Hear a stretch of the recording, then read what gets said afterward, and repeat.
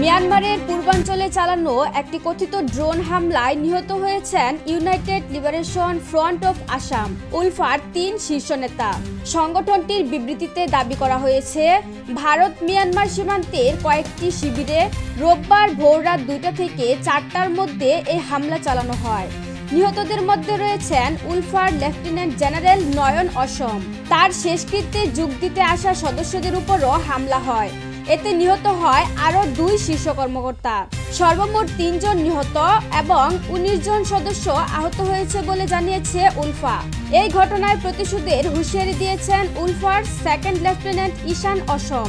তবে ভারতীয় সেনাবাহিনী এবং আসামের মুখ্যমন্ত্রী হিমন্ত বিশ্ব শর্মা এই অভিযানের কথা অস্বীকার করেছেন। মুখ্যমন্ত্রী স্পষ্ট জানিয়ে দেন, এই হামলার সঙ্গে আসাম পুলিশের কোনো সংশ্লিষ্টতা নেই। ফোকাস 24।